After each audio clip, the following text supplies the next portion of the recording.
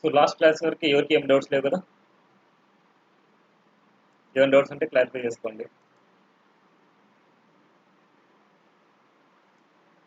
ఏమైనా డౌట్స్ ఉన్నాయా? డౌట్స్ లేవా? కొన్ని క్వశ్చన్స్ అడుగుతాను, ఎవరికి డౌట్స్ లేవు అంటే నాకు ఆన్సర్ చేయాలి. చెప్పండి, ప్రాక్టీస్ చేశారా, ప్రాక్టీస్ చేయలేదా, డౌట్స్ ఉన్నాయా, డౌట్స్ లేవా? నాకు అందరి ఆన్సర్స్ కావాలి.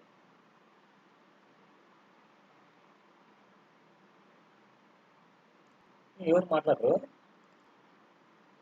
సరేండి, నాకెందుకు, నేను క్లాస్ అయితే స్టార్ట్ చేసుకుంటాను. అట్లాగే ఉండండి, సైలెంట్గానే ఉండండి.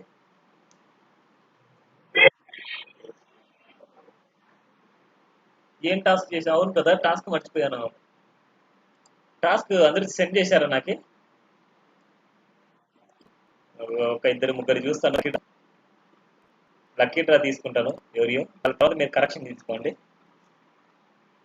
నేను మిస్టేక్స్ చెప్తాను, కరెక్షన్ చేసుకోండి. ఓకే, లాస్ట్ ఎవరిది వచ్చింది? మనీషా. లాస్ట్ ఫస్ట్ ఇద్దరు చూస్తాను.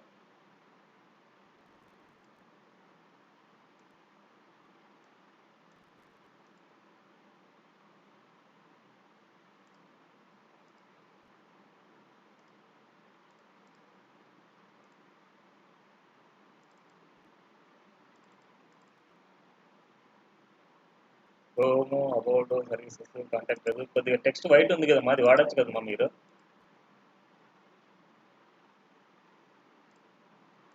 ఎలా వచ్చింది మీకు ఇక్కడ హోమో అబౌట్ సర్వీసెస్?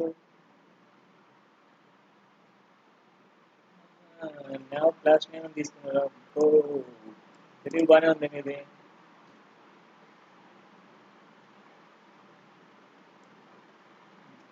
ఇచ్చారా మీరు? కానీ ఏదో ఇలాగ ట్రై చేశారు.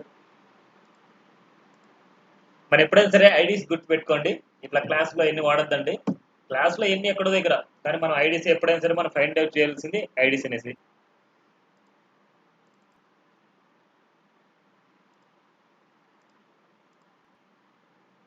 ఎన్ని ఫైల్స్ రాశారు.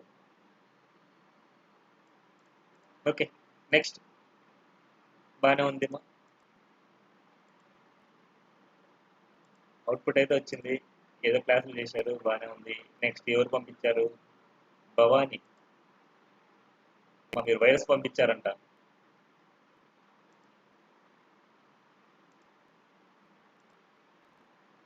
సేఫ్, మరి స్పామ్లోకి వెళ్తుంది.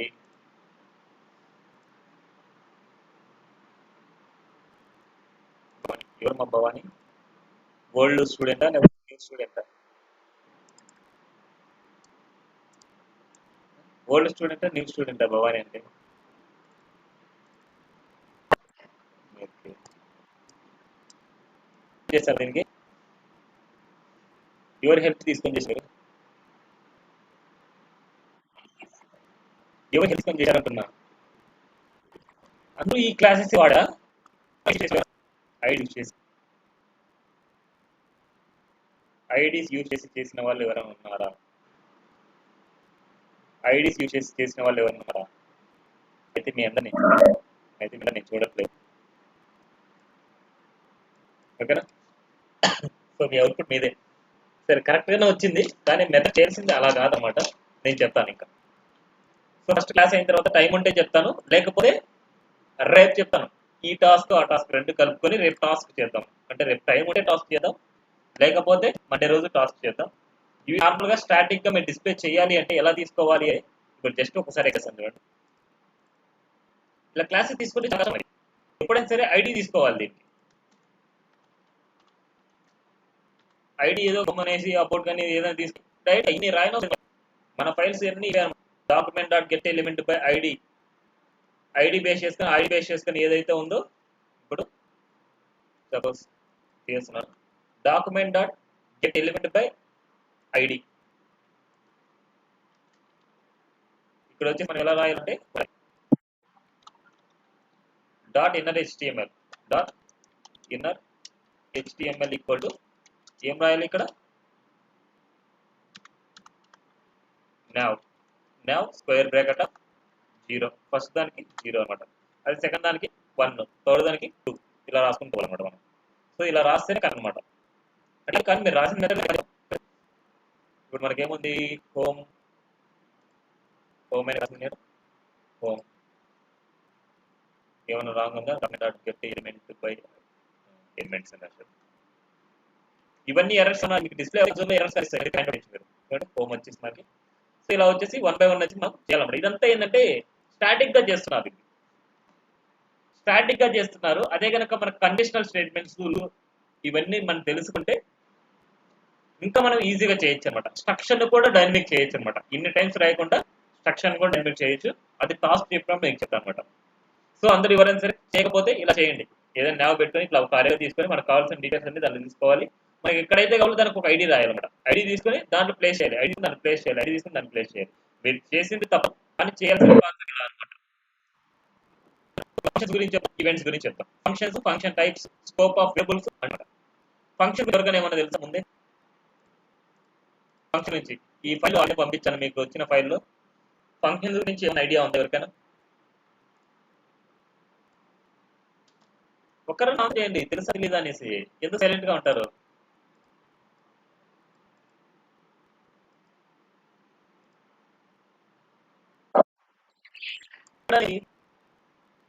మెసేజ్ చేశారు మీరు, ఓకే అర్థం కాలేదు.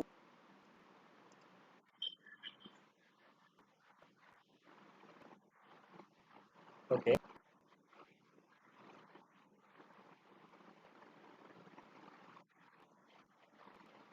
నేను అడిగిన క్వశ్చన్ ఏంటి? అలా అడిగాను నేను. ఫంక్షన్స్ గురించి ఏమైనా ఐడియా ఉందా, ఏమైనా తెలుసా అనేసి ఇంతకు ముందు. ఎస్ ఆర్ నో క్వశ్చన్ అడిగాను వాటి నేను. ఎస్ ఆర్ నో క్వశ్చన్ అడిగాను. ఓకే అలా కాదని నేను చెప్తాను చూడండి.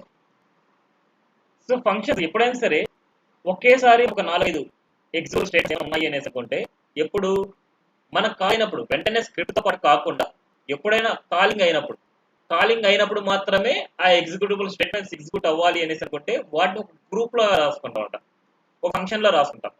ఈ ఫంక్షన్లో ఉండే వాటినన్నింటినీ ఎప్పుడు ఎగ్జిక్యూట్ చేస్తాం? ఎప్పుడైతే కాలింగ్ ఫంక్షన్ ఎగ్జిక్యూట్ అవుతుందో అప్పుడు కాల్డ్ ఫంక్షన్ ఎగ్జిక్యూట్ అవుతుంది. ఓకేనా? సో అలాగ వచ్చేసి మన ఫంక్షన్ ఎప్పుడైనా సరే రాయాలి అంటే ఫంక్షన్ అండ్ ఫంక్షన్ నేమ్ రాయాలన్నమాట. ఫంక్షన్ నేమ్, దీని ఏమంటారంటే కాల్డ్ ఫంక్షన్ అంటారు. ఇప్పుడు ఈ ఫంక్షన్లో మనం ఏదైనా సరే మనం రాసుకోవచ్చు, ఏది ఎగ్జిక్యూట్ అవ్వాలి, ఏది చేయాలి, ఏంటి అనేసి ఇక్కడ రాసుకోవచ్చు అనమాట. ఈ కాలింగ్ ఫంక్షన్ వచ్చేసి స్క్రిప్ట్తో పాటు లోడ్ చేయొచ్చు, లేదా ఏదైనా ఒక ఎలిమెంట్ని అక్కరైనప్పుడు, అంటే ఏదైనా క్లిక్ చేసినా, ఏదైనా స్క్రోలింగ్ చేసినా, ఏదైనా సరే ఏమైనా చేసినా సరే మనకి ఈ ఫంక్షన్ ఎగ్జిక్యూట్ అవ్వాలనేసి మనం రాస్తామన్నమాట.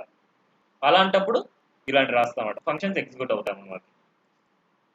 ఓకేనా? ఫంక్షన్స్ టైప్స్ చూద్దాం. ఫంక్షన్స్ మన 4 టైప్స్ అంట చూద్దాం.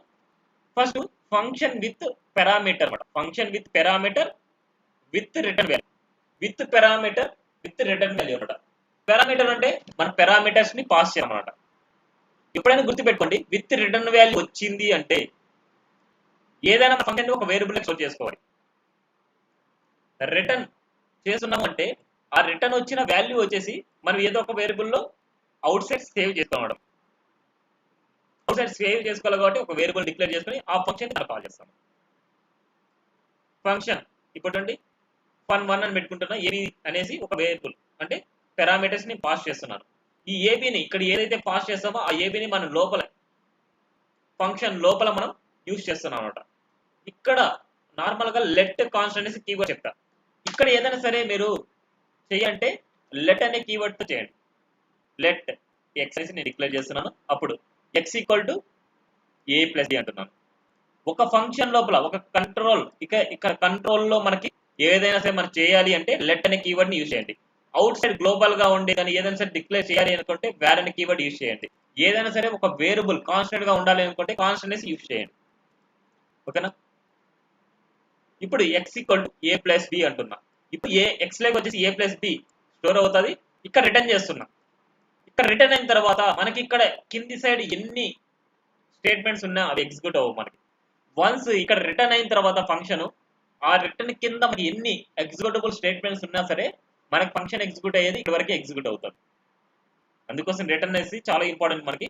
రిటర్న్ చేసినప్పుడు కింద కల్లా ఉండే ఏ స్టేట్మెంట్ కూడా వర్కౌట్ అవ్వదు, అంటే వర్క్ అవ్వదు, అంటే ఎగ్జిక్యూట్ అవ్వదు. ఓకేనా? ఇది పారామీటర్స్ పంపిస్తాం. ఇక్కడ నుంచి పంపించాలంటే మన ఫంక్షన్ నుంచి మనం పంపించాలి కదా. సో 50, 30 అనేది పంపిస్తున్నాం. మనం పంపించేది ఇక్కడ ఏ వాల్యూ 50 అవుతుంది, బి వాల్యూ 30 అవుతుంది అనమాట. ఇక్కడ ఎన్ని పారామీటర్స్ ఉంటాయో అన్ని పారామీటర్స్ వాల్యూస్ మాత్రమే పంపించాలి, ఎక్కువగా మనం పంపించదు. అప్పుడు మనకు వచ్చిన రిజల్ట్ ఎక్కడ ఉంటుంది, జెడ్ లో ఉంటుంది అనమాట. ఈ జెడ్ లో ఉండే వాల్యూస్ ని నేను ఇక్కడ సేవ్ చేయాలంటే ఇక్కడ డిస్ప్లే చేయాలనుకుంటున్నా. అవి డిస్ప్లే చేయాలని చూడండి, document dot get ID message అనేసి నేను ఒక దీంట్లోకి నేను ప్రింట్ చేస్తున్నాను. దీన్ని డాట్ ఇన్నర్ హెచ్టిఎంఎల్. ఏదైనా సరే హెచ్టిఎంఎల్ ప్రింట్ చేయాలంటే డాట్ హెచ్టిఎంఎల్ తో మనం ప్రింట్ చేస్తాం అనమాట. ఓకే, ఇలా ఒకసారి అవుట్పుట్ చూద్దాం మనం.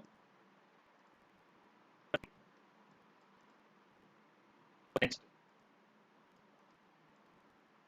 Without parameters and with return.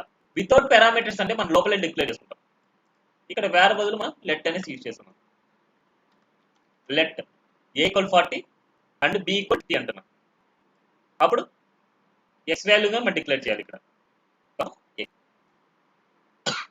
అప్పుడు X equal to A plus B. అప్పుడు ఎక్స్ని రిటర్న్ చేస్తున్నాం. ఎక్స్ని రిటర్న్ చేయాలంటే ఒక వేరియబుల్లోకి మనం స్టోర్ చేసుకోవాలి ఎక్కడైనా. Document dot get element variables.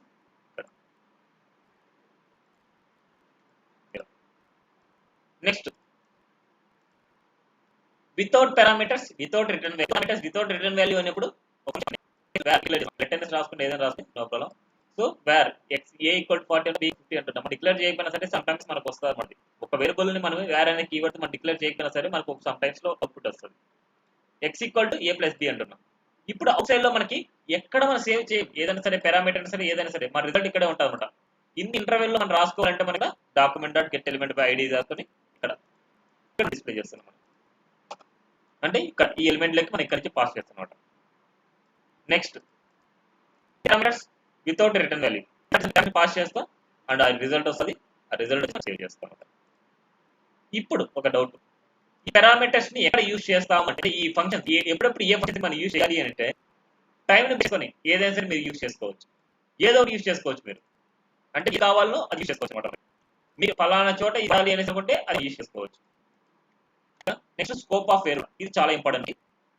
ఇప్పుడు నేను ఇక్కడ వేర్ ఏ ఈక్వల్ టు 200 అంటున్నా, బి ఈక్వల్ టు 300 అంటున్నా. దీని లోపల కల్లా నేను వేర్ ఏ ఈక్వల్ 20 అంటున్నా, బి ఈక్వల్ టు 30 అంటున్నా, X equal to A plus B అంటున్నా. ఇప్పుడు ఇక్కడ ఎక్స్ వాల్యూ ఎంత అవుతుంది? 500 అవుతుందా, 50 అవుతుందా? ఈ రెండు యాడ్ అవుతాయా, ఈ రెండు యాడ్ అవుతాయా? ఇక్కడ ఈ ఎక్స్ వాల్యూ ఎంత అవుతుంది, ఈ వై వాల్యూ ఎంత అవుతుంది చెప్పండి, మిమ్మల్ని అడుగుతున్నా. ఎక్స్ వాల్యూ ఎంత అవుతుంది, వై వాల్యూ ఎంత అవుతుంది?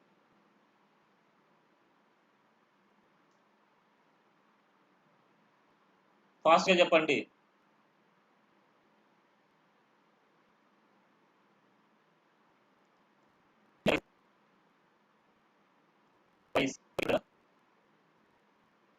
నా వాయిస్ వినపట్లేదు. ఓకే, నేను అప్పటి నుంచి అడుగుతున్నాను కదా, ఎవరు కాదు. 500 అంటే ఎక్స్ వాల్యూనా వై వాల్యూనా నాకు చెప్పండి.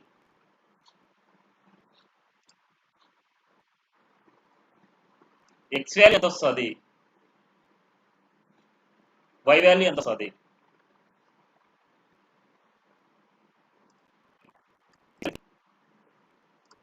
వై 500 సరేనా? X value 50, y value 500. 1000 మళ్ళీ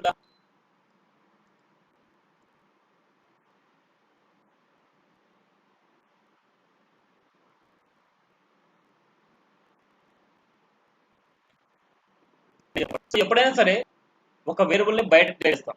వీటి ఏమంటే గ్లోబల్ వేరియబుల్ అంటారు. ఎప్పుడైనా ఫంక్షన్ లో ఒక వేరియబుల్స్ ని డిక్లేర్ చేస్తాం, వాటిని గ్లోబల్ వేరియబుల్స్ అంటారు, లోకల్ వేరియబుల్స్ అంటారు. బయట డిక్లేర్ చేసే వాటిని గ్లోబల్ వేరియబుల్స్ అంటారు. ఒక ఫంక్షన్ లోపల డిక్లేర్ చేసే వాటిని లోకల్ వేరియబుల్స్ అంటారు. ఈ లోకల్ వేరియబుల్స్ గ్లోబల్ లో యూజ్ చేసుకోలేరు, గ్లోబల్ వేరియబుల్స్ ని లోకల్ లో యూజ్ చేసుకోవచ్చు. ఇప్పుడు ఇన్ కేసు నేను ఇక్కడ వేర్ అనేసి నేను డిక్లేర్ చేయలేదు అనుకోండి, నేను డిక్లేర్ చేయలేదు, అప్పుడు ఈ వేరియబుల్స్ ని ఇక్కడ ఏ ప్లస్ బి అంటే 200 ప్లస్ 300 అంటే 500 అవుతుంది మనకి. సో అప్పుడు ఎక్స్ వాల్యూ 500 అవుతుంది. ఇక్కడ ఏ వాల్యూ ఎంత వస్తుంది అంటే 200 వస్తుంది అనమాట మనకి. సో గ్లోబల్ వాల్యూస్ ని లోకల్లో కూడా యూజ్ చేసుకోవచ్చు. లోకల్ అంటే ఒక విత్ ఇన్ ది ఫంక్షన్ అనమాట. With in the function local variables అంటే. ఫంక్షన్ అవుట్ సైడ్ రావాలి అని అనుకుంటే అది గ్లోబల్ వేరియబుల్స్ ని మనం యూజ్ చేసుకోవచ్చు. గ్లోబల్ వేరియబుల్స్ ని లోకల్లో యూజ్ చేసుకోవచ్చు అండ్ గ్లోబల్ అని యూజ్ చేసుకోవచ్చు. రెండు విధాలుగా యూజ్ చేసుకోవచ్చు. అదే local variable only local variables ని లోకల్లోనే యూజ్ చేయాలి, గ్లోబల్లో యూజ్ చేయలేము. ఆ గ్లోబల్ యూజ్ చేయాలి అంటే మనం కండిషనల్ స్టేట్మెంట్ చెప్పినప్పుడు మీకు చెప్తాను అనమాట. లోకల్ వేరియబుల్లో ఉండే డేటాని గ్లోబల్లో చేసుకోవాలి అంటే ఎలా చేస్తామనేసి మీకు అక్కడ చెప్పినప్పుడు చెప్తాను అనమాట. ఇక్కడ గుర్తుపెట్టుకోండి. ఇప్పుడు అవుట్పుట్ చూడండి. ఎక్స్ వాల్యూ ఎంత అవుతుంది అంటే 500 అవుతుంది ఈ కేసెస్లో. అప్పుడు ఏ వాల్యూ ఎంత అవుతుందంటే 200 అవుతుంది. అప్పుడు ఇక్కడ వై వాల్యూ ఎంత అవుతుంది 200 into 300 6000 అనమాట. వై వాల్యూ 6000 అవుతుంది మనకి. సరే అవుట్పుట్ 500 వచ్చేసి వాల్యూ అందులో చూస్తే చూడండి 60,000 అనమాట. నాట్ 60,000 ఇక్కడ 200 అనమాట మనకి. నెక్స్ట్ ఇక్కడ వేర్ ఏ ఈక్వల్ 20 అంటున్నా, బి ఈక్వల్ 30 అంటున్నా. ఇక్కడ లోకల్ వేరియబుల్స్ చేస్తున్నా. లోకల్ వేరియబుల్స్ యూజ్ చేసేటప్పుడు అప్పుడు ఏమైతే ఇక్కడ 20 30 50 అవుతుంది అనమాట. ఎక్స్ వాల్యూ అప్పుడు 50 వస్తుంది, 50 వస్తుంది. ఇక్కడ వచ్చేసి ఏ వాల్యూ 20 అవుతుంది అనమాట మనకి. ఇన్ కేసు ఇవి లేవు అనుకోండి, లేవు. ఇప్పుడు ఈబుల్స్ ఇక్కడ ఉండే లోకల్లో ఉండే వేరియబుల్స్ ఇక్కడ ఏమన్నా కాల్ అవుతాయా? వై వాల్యూ ఎంత వస్తుంది మనకి చెప్పగలరా ఎవరన్నా? వై వాల్యూ ఎంత వస్తుంది?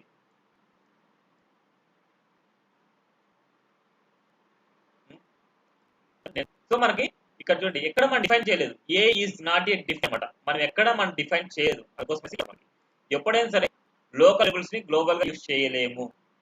అందుకోసం ఇక్కడ ఏం మనం డిక్లేర్ చేయలేదు కాబట్టి ఇక్కడ ఈజ్ నాట్ డిఫైన్డ్ అనేది మనకు వస్తుంది అనమాట.